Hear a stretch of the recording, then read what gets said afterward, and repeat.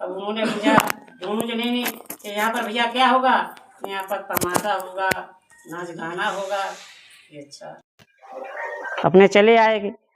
जब शाम आई तो सत्संग का वाला विचार व्यक्ति था, सत्संग के स्वभाव का था, वो तो सत्संग में चला गया शाम को, और जो नास्तिक था वो तमाशे में चला गया। प्रेमी सज्जनों, जब सत्संग वो सुनकर के आ रहे थे, अब वो तमाशा देख करके वापिस आ रहे थे दोनों। तो सत्संग जो सुनकर आ रहा था तो उस भैया के पैर में जब ठोकर लगी तो अंगूठे का नाखून निकल गया और उस दर्द के मारे वो परेशान हो रहा था। जो भैया तमाशा देख करके आ रहा था तो उसे रास्ते में 500 रुपए पड़े मिल गए।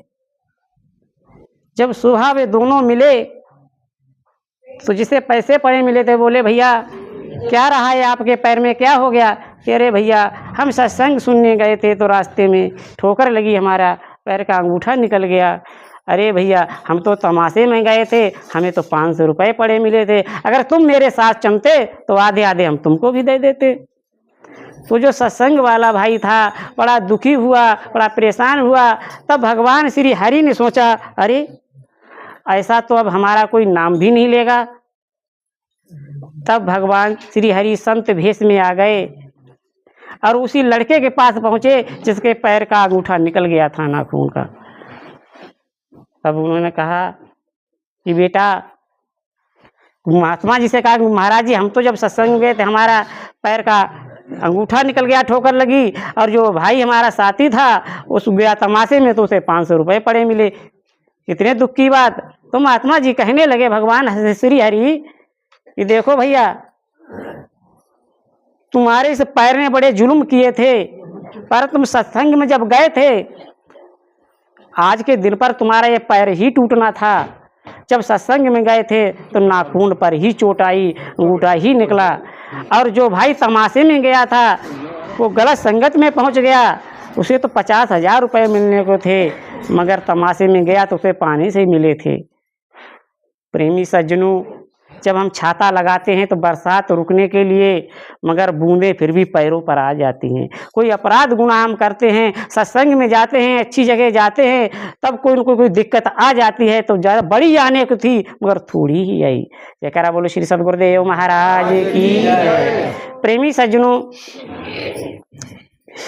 एक पिता थे, एक बाप बेटा दोनों जने थे। पिता का कार्य था चोरी करना, तो वो चोरी करते थे। चोरी करते करते जब वृद्ध हो गए, फिर उनसे चोरी का कार्य नहीं हो पा रहा था, तब उन्होंने अपने बेटा से कहा था कि बेटा तुम चोरी करना, अब जो काम करेगा आदमी वही तो शिक्षा देगा, वही बालक सीख जाएगा। तो उन्होंने अपने बेटे से कहा था कि बेटा तुम चोरी करना, परंतु अपने पास मत रखना, ना ही तुम कबूलना, तुम सफल रहोगे। उसने यही कार्य किया। एक दिन उसने राजा की चोरी की, सिपाहियों ने उसे देख लिया, वो भागा। जब ऐसी एक मोड़ आई, एक बुढ़िया माता को, बूढ़ी माता के लिए वो खजाना दे दिया, और वो प्रभाग खड़ा हुआ और पुलिस उसके पीछे लगी हुई थी। आगे सत्संग हो रहा था, वो सत्संग में बैठ गया। पर महात्मा जी का प्रसंग क्या चल रहा था कि जो प्रेत होता है, जो भूत होता है, उसकी छाया नहीं होती। ये प्रसंग चल रहा था। प्रसंग इतनी ही बात उन्होंने सुन पाई उस चोर ने, तब तक पुलिस वालों ने पकड़ लिया। उससे कहा वो चोरी कहाँ चोरी दे, अब चोरी तो उसके पास है ही नहीं, बने दूसरे को दे दी। अब जो अन्य लोग सत्संग में बैठे थे वो भी कहने लगे, देखो इसे खाली मूली में परेशान कर रहे, बेचारा सत्संग में बैठा है, इसके पास चोरी भी नहीं है, और फिर भी इसे बेइज्जती कर रहे, लताड़ रहे हैं। पुलिस वालों का तो एक कार्य होता है। तो अब तो वो चोरी कबूली नहीं, तो राजा भी परेशान। राजा ने उसका इनाम खोला, भाई कोई इसकी हमारी ये चोरी खून दे। एक महिला थी, उन्होंने राजा साहब से कहा कि मैं तो आपसे 10,000 रुपए लेंगे, पर हम आपकी चोरी खून देंगे। ठीक है, ठीक है, 10,000 रुपये देंगे पर चोरी खून दो। पर उन माता जी ने क्या काम करा, माता का रूप बनाया, देवी का रूप बनाया। कहीं तलवार ली, कहीं तरसूल लिया, और वो रूप बना करके उसी चोर के यहाँ पहुंच गई थी। अब उन्होंने विराट सा रूप रखा, बताया कि तूने राजा की चोरी की है, तू कबूल। तो वो थर्राने लगा, अरे ये तो देवी मैया आ गई हैं, अब तो हमें चोरी बतानी ही पड़ेगी। तब तक उसको वो संत की बात याद आ गई कि महात्मा जी सत्संग में कह रहे थे कि जो प्रेत होता है, जो देवी देवता होते हैं, उनकी परछाई नहीं होती है, इनके तो परछाई है। तो वो तो बदमाशी था, तो उनने 2 लाठी देवी की मारी, देवी बेली बेली फिरती रही, चोरी नहीं खुल पाई। तभी तो कहा है हमारे एक घड़ी का समय, कितनी शब्द सुने होंगे, तभी तो हमारे संतों ने कहा है 100 काम छोड़ करके ही सत्संग में जाना चाहिए।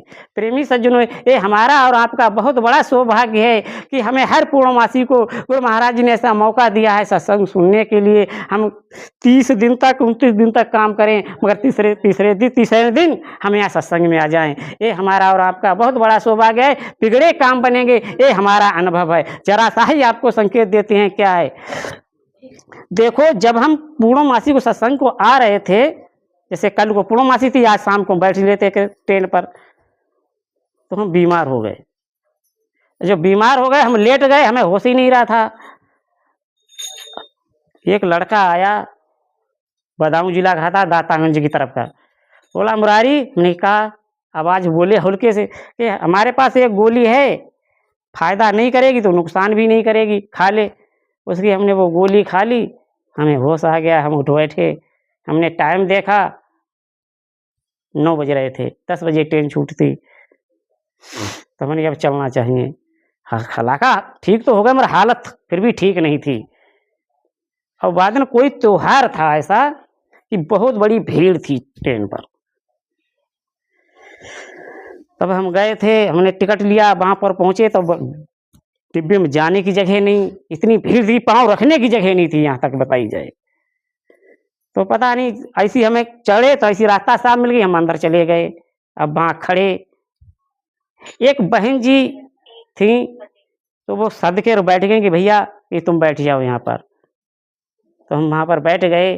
तब हमारे वहीं आंसू आ गए। हमने धन्य है, गुरु महाराज जी तो हर जगह रक्षा करते हैं, सुरक्षा करते हैं कि देखो यहाँ पर आकर के कैसी बहन जी की बुद्धि की, हम ही को बैठा लिया। यहाँ पर अन्य लोग थे, क्या उन्हें नहीं बैठा सकती थी? हम कौन थे? ये गुरु महाराज जी की तो दया कृपा थी।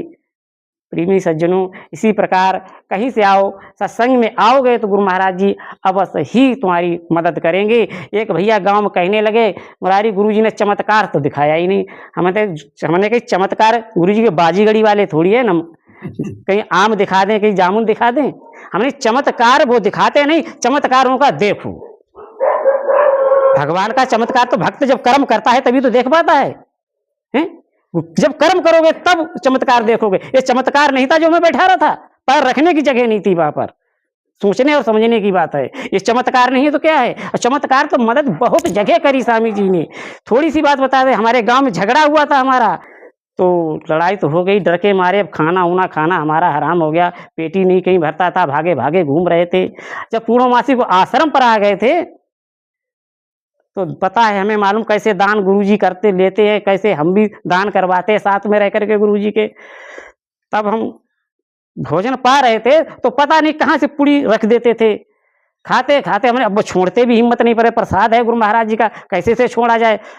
तो खाते खाते जो खूब अभर गए रपटा करके, तब परसने वाला भी चला गया और हम भी खा करके अपने पेट भरा, तो आश्रम पर ही भरा, कहीं नहीं भरा।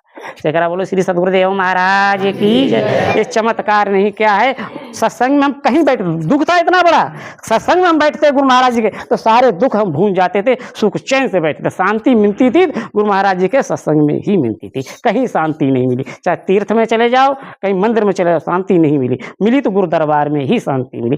तभी से हमारा दरबार नहीं छूटता है।